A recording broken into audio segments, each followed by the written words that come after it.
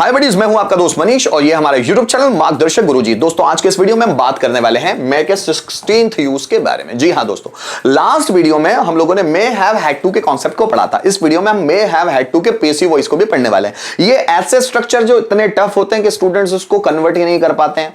Maximum YouTube पे ये है ही नहीं, कुछ किताबों में दिया हुआ जिसके आधार पर मैं आपको पढ़ाने की कोशिश कर रहा हूं ताकि आप लोग अपनी इंग्लिश लैंग्वेज को बहुत ज्यादा शार्प बना सकें, है ना। तो ये स्ट्रक्चर्स ऐसे हैं जिनके बारे में कोई नहीं पढ़ा रहा, तो इसके लिए स्टूडेंट्स को सबसे ज्यादा मुश्किल होगी अगर इनको पढ़ाया जाएगा तो। और मैं चाहता हूं आपके दिमाग में हर एक कॉन्सेप्ट क्लियर हो इंग्लिश का, ठीक है। ये मॉडल एडवांस मॉडल्स में भी गिना जाता है ना, लेकिन हम लोग मे के यूजेस पढ़ रहे हैं इसलिए मैं इसको मे के कॉन्सेप्ट के हिसाब से पढ़ा रहा हूं, ठीक है। सब्जेक्ट में हैव हैड टू वर्ब का फर्स्ट फॉर्म और ऑब्जेक्ट क्या होता है इसका मतलब, फिर ये इसका पैसिव वॉइस देख लेंगे हम लोग। शायद नानी ने आकर, पढ़ाकर, सकता था, सकती थी, सकते थे, इस तरह के वर्ड्स आएंगे। शायद उसे बाजार जाना पड़ सकता था, शायद उसे लेटर लिखना पड़ सकता था, शायद मुझे उससे बात करनी पड़ सकती थी, शायद मुझे राम की मदद लेनी पड़ सकती थी, शायद राधा को खाना बनाना पड़ सकता था, शायद मम्मी को भगवान की पूजा करनी पड़ सकती थी, शायद पापा को पैसे अरेंज करने पड़ सकते थे।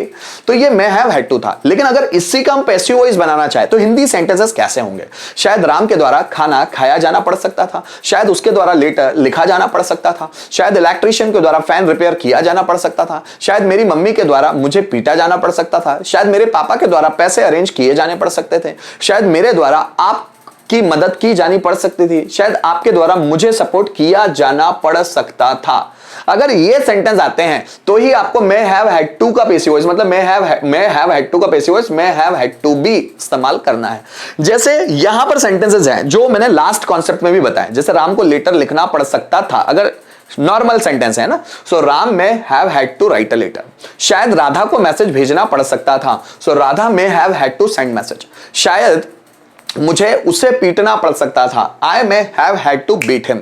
शायद उसे मेरे घर आना पड़ सकता था, so he may have had to come at my home. शायद राजीव सर को क्लास लेनी पड़ सकती थी, सो Rajiv sir may have had to take class. शायद आपको वीडियोस बनाने पड़ सकते थे, so you may have had to make videos, है ना। ऐसे हम लोगों ने बनाना सीखा हुआ है। अगर आपने इसको नहीं देखा हो इस वीडियो को, जो लास्ट कॉन्सेप्ट में मैंने बात की है, तो आप उसको जरूर देख लीजिएगा ताकि यह कॉन्सेप्ट आपको बहुत अच्छी तरह से समझ में आए। अगर अब इसी के हम पेसिव वॉइस की बात करें दोस्तों, इसी के पेसिव वॉइस की, है ना, तो ये आपके सामने स्ट्रक्चर है। अब जरा समझिएगा, यहां पर है ऑब्जेक्ट। ये ऑब्जेक्ट कौन सा, एक्टिव वॉइस का ऑब्जेक्ट, ये वाला। फिर may have had to be, may have had to जो था हमारा हेल्पिंग वर्ब, उसी के आगे बी लग गया। फिर वर्ब का third form bye plus object के थर्ड फॉर्म, क्योंकि ये पैसिव वॉइस है। जैसे देखो,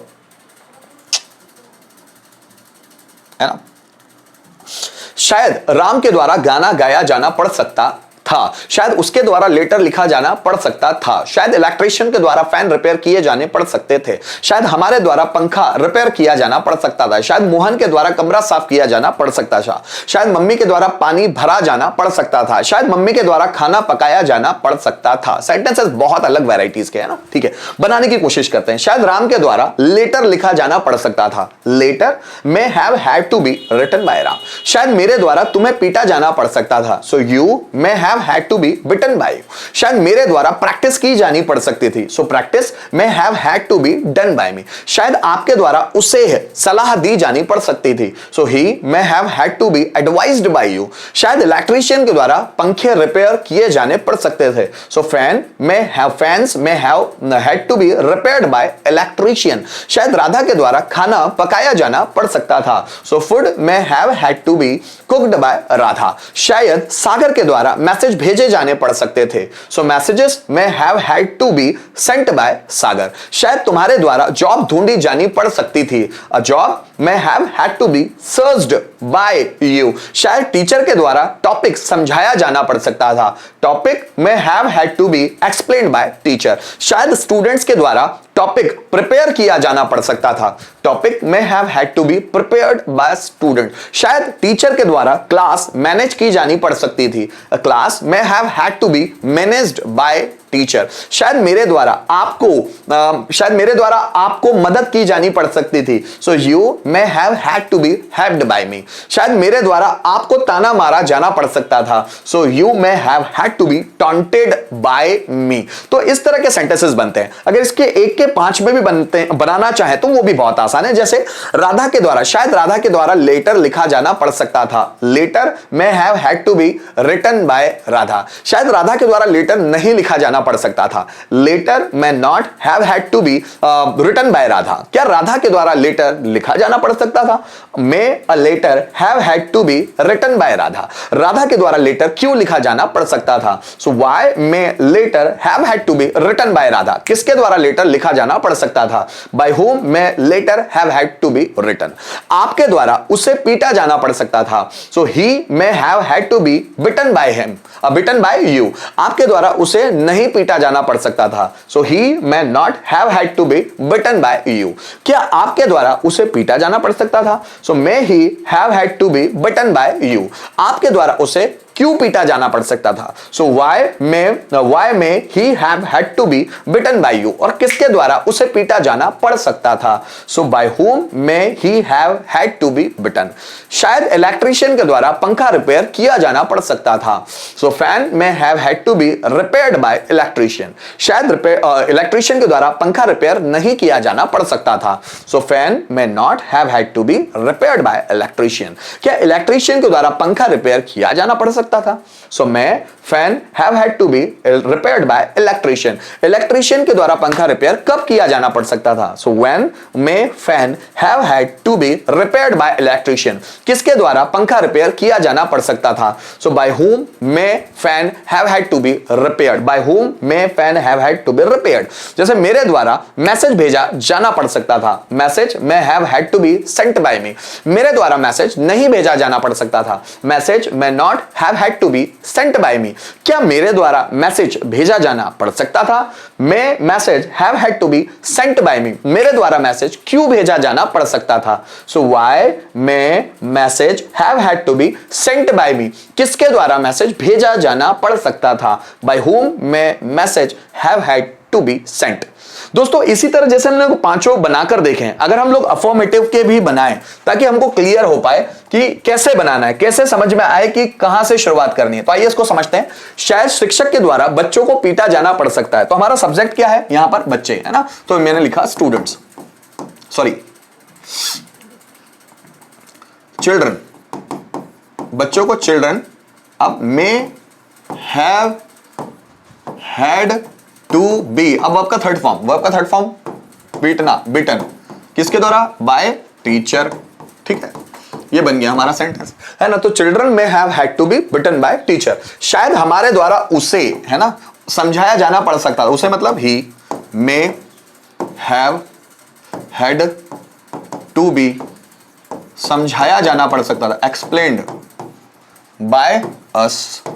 ठीक है, so he may have had to be explained by us. शायद उनके द्वारा मुझे मोटिवेट किया जाना पड़ सकता था। मुझे means I may have had to be motivated by me, motivated by me.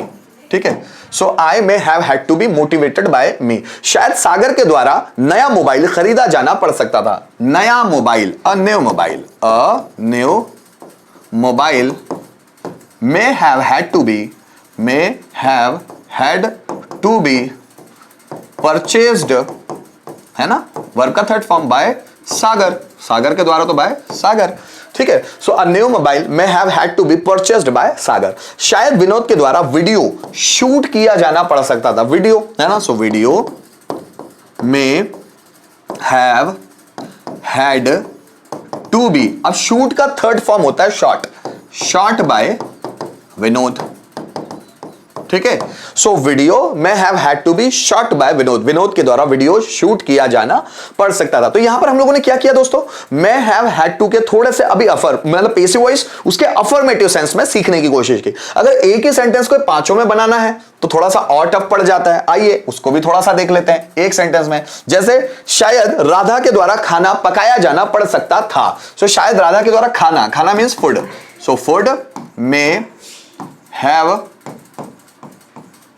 had to be, so food may have had to be cooked by Radha, है ना?